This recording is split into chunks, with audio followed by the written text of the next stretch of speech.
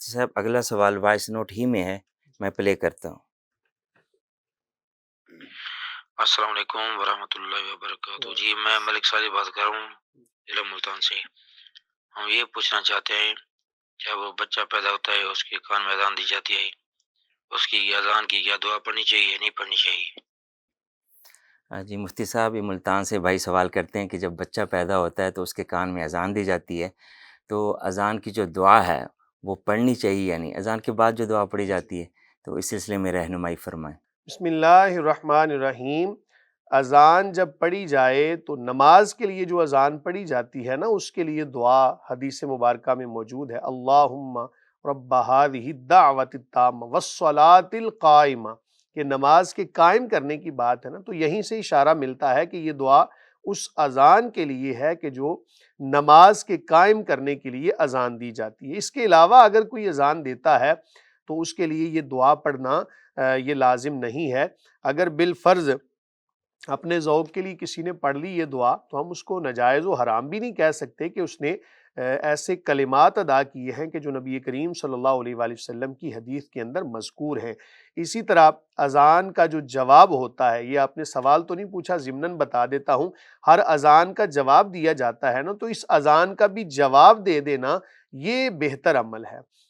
مثلا حدیث میں جو آتا ہے نا کہ مؤذن جیسا کہے ویسا تم کہو، تو اب یہاں پر بھی اذان ہو رہی ہے تو اس کا جواب دے دیں۔ دعا اگر کسی نے نہیں بھی پڑھی تو وہ گناہ گار نہیں ہوگا، کیونکہ جو اذان جماعت کے قیام کے لیے دی جاتی ہے اس کا جواب بھی دینا لازم ہوتا ہے، واجب ہوتا ہے، اور اس کے بعد دعا بھی پڑھنا ہوتی ہے۔ واللہ تعالی عالم بالصواب۔ مفتی صاحب اگلا سوال وائس نوٹ ہی میں ہے، میں پلے کرتا ہوں۔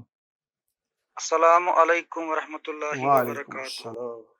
مفتی صاحب میں بھارت کے زیر انتظام کشمیر سے بول رہا ہوں۔ مفتی صاحب میرا سوال یہ ہے، مجھے ہر نماز کے لیے وضو کرنا پڑتا ہے کیونکہ میں شرعی معذور ہوں۔ اب سوال یہ ہے کہ میں نے ایک کتاب کا مطالعہ کیا ہے، مولانا محمد اصلاحی آسانی فقہ، جو جماعت اسلامی سے تعلق رکھتا ہے۔ اس میں لکھا ہے کہ شرعی معذور اگر فجر کے لیے وضو کرے گا تو وہ طلوع آفتاب تک رہے گا۔ طلوع آفتاب کے بعد اگر وہ وضو کرے گا تو وہ اس وضو سے ظہر بھی ادا کر سکتا ہے۔ مجھے مکمل رہنمائی فرما دیجیے اس کے بارے میں۔ جی مفتی صاحب، بھارت کے زیر انتظام کشمیر سے بھائی سوال کر رہے ہیں اور یہ پوچھ رہے ہیں کہ میں شرعی معذور ہوں، تو میں ایک وقت میں وضو کرتا ہوں تو پھر ظاہر کہ وہ باقی نہیں رہتا، اس سے نماز پڑھ لیتا ہوں، تو کہتے ہیں میں نے کتاب میں پڑھا تھا کہ اگر فجر کے وقت وضو کر لیں تو وہ طلوع آفتاب تک رہتا ہے، پھر طلوع آفتاب کے بعد اگر دوبارہ ایک بار وضو کر لیں تو اس سے ظہر کی نماز بھی پڑھی جا سکتی ہے۔ اس بارے میں میری رہنمائی فرمائیں کہ صحیح مسئلہ کیا ہے؟ بسم اللہ الرحمن الرحیم۔ یہ ایسا مسئلہ ہے کہ اس مسئلے کے اندر اختلاف پایا جاتا ہے، تو میں اس اختلاف کو اس معنی میں حل کرنے کی کوشش کرتا ہوں کہ جہاں پر اختلاف پایا جائے تو ایسا عمل آپ کریں کہ جس میں کسی کا بھی اختلاف نہ پایا جائے۔ مثلا شرعی معذور جو بندہ ہوتا ہے نا، اس کے لیے اصول یہ ہے کہ جب نماز کا وقت داخل ہو تو وضو کرے، جیسے ہی وقت ختم ہوگا اس کا وضو فاسد سمجھا جائے گا۔ یہ ہم نے ایک دو پروگرامز کے اندر اس کو شامل بھی کیا تھا، اس کو بھی دیکھ لیجئے گا۔ اگر بالفرض نماز فجر کے لیے اس نے وضو کیا، طلوع آفتاب کے بعد اس کا وضو فاسد سمجھا جائے گا۔ اب چونکہ ابھی کسی نماز کا وقت شروع نہیں ہوا، اصل اختلاف اس بنا پر ہے کہ کیا وقت داخل ہونے سے پہلے وضو کرے گا یا وقت داخل ہونے کے بعد وضو کرے گا۔ تو جب آپ ظہر کے وقت کے اندر وضو کریں گے تو کسی کا اختلاف باقی نہیں رہے گا، لہٰذا آپ وضو اس وقت کیا کریں کہ جب نماز کا وقت داخل ہو جائے، اور جب اس وضو کے ساتھ آپ نماز پڑھ لیں تو آپ یہ سمجھیں کہ آپ کا وضو فاسد ہو چکا۔ نئی نماز کے لیے جب اس کے بعد آپ نے کوئی نماز پڑھنی ہے تو تازہ وضو کر لیا کریں تاکہ کسی قسم کا اختلاف پایا ہی نہ جائے۔ واللہ تعالی عالم بالصواب۔ جی مفتی صاحب اگلا سوال وائس نوٹ ہی میں ہے، میں پلے کرتا ہوں۔ جی السلام علیکم۔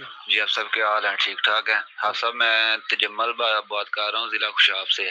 سر میں نے پتہ یہ کرنا تھا کہ نماز وتر جو ہے اس کے اندر ہم دعائے قنوت بھول جائیں اور اس کے لیے سجدہ صاحب کرنا ہوگا یا دوبارہ سے نماز وتر پڑھنی ہوگی؟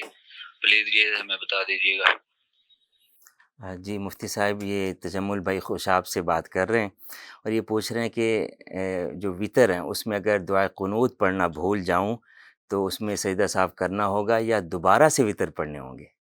بسم اللہ الرحمن الرحیم۔ عوام کے اندر یہ مسئلہ مشہور ہے کہ اگر کوئی وطر کی دعا بھول گیا، رکوع میں گیا تو پھر واپس آ گیا تو جناب اب نماز اس کی ہوگی۔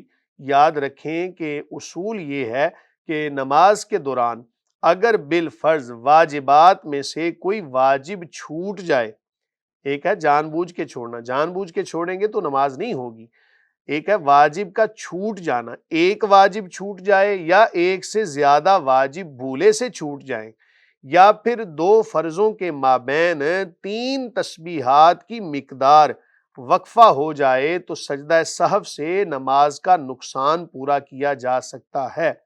اس کی وجہ بھی یہ ہے کہ جب انسان نماز پڑھتا ہے نا تو شیطان اپنی طرف سے کوئی نہ کوئی ایسا معاملہ ضرور کرتا ہے بندے کے ساتھ کہ جو نماز کے اندر بھولنے والا معاملہ ہو۔ تو جب انسان سجدہ کرتا ہے بعد میں تو شیطان چیختا ہے کہ ہائے افسوس، میں نے سجدہ نہ کیا، میں رد ہو گیا، ابن آدم نے سجدہ کیا، یہ کامیاب ہو گیا۔ تو یہ سجدہ صاحب اس نقصان کو پورا کرنے کے لیے ہوتا ہے۔ اب نماز وتر کے اندر دعا کا پڑھنا یہ واجب ہے۔ اگر بالفرض کسی سے دعا بھولے سے رہ گئی تو اس کو چاہیے کہ جناب آخر میں سجدہ سہو کر لے، نماز مکمل ہو جائے گی۔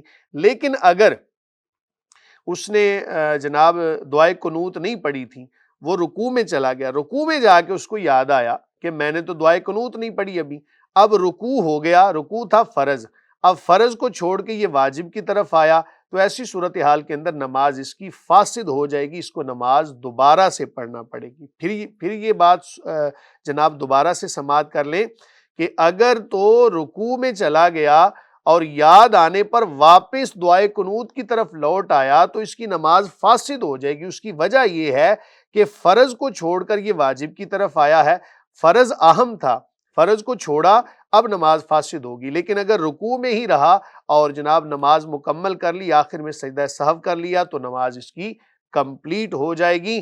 واللہ تعالی عالم بالصواب۔ بہت شکریہ مفتی صاحب، اور آپ سب احباب کا بھی بہت شکریہ جو اپنے سوالات ہمیں بھیجتے ہیں۔ امید ہے مفتی صاحب کے قرآن و سنت کی روشنی میں دیے گئے جوابات سے آپ کو خوب رہنمائی ملی ہوگی۔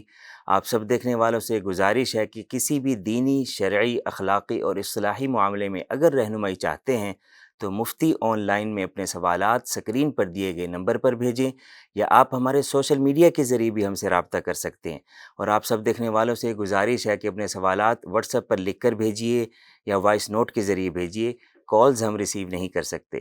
آپ کے سوالات کو ہم پروگرام میں شامل کریں گے اور ان کا مکمل شرعی حل بتائیں گے۔